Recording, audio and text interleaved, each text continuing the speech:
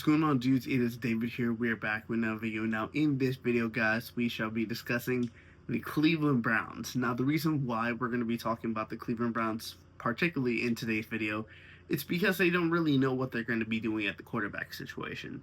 Because even though Cleveland Browns still have Dillon Gabriel, Shedeur Sanders, and let's not forget the guy that they paid almost $200 million, Deshaun Watson, on their roster, they still have not decided on a number one quarterback.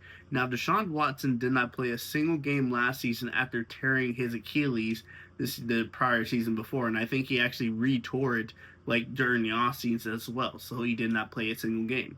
Dillon Gabriel, when he played a couple games for the Cleveland Browns, he was not good. And then we have Shedeur Sanders, the son of Deion Sanders. And I'm not even going to lie to you guys, when he was particularly playing, like in the moments that he was there, he would hold on to the ball a couple of long times, but then he would also make some brilliant passes and do some games that were really, really well for the Cleveland Browns. So it just really seems the standpoint. I mean, they still got another 3 months right now. But you really got to wonder, like, what are the Cleveland Browns thinking? I mean, at this standpoint right now, the Cleveland Browns have to be thinking, all right, do we go with the young guy in Shedeur?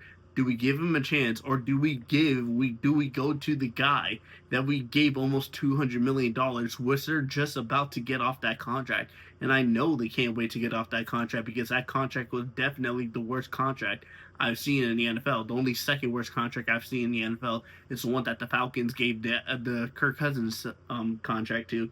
But my particular reason why I think the Cleveland Browns situation is just overall bad is because you don't know what to expect from either of your quarterbacks. When you had Dillon Gabriel looked good in his first game, but then played like crap.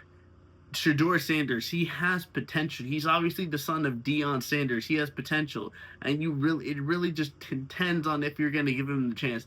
But let's not also forget where he was drafted. He was drafted in the late rounds of the NFL draft. And then you have Deshaun Watson, a guy that was a star in the making when he was at the Houston Texans before what came out against him ended up ruining his career.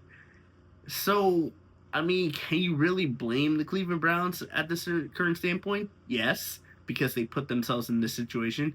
They're the ones, well, the owner's the one that decided to give Deshaun Watson that huge contract after leaving the Texans, and now he didn't even play a single game last season. And do I expect Deshaun Watson to look like how he was in Houston?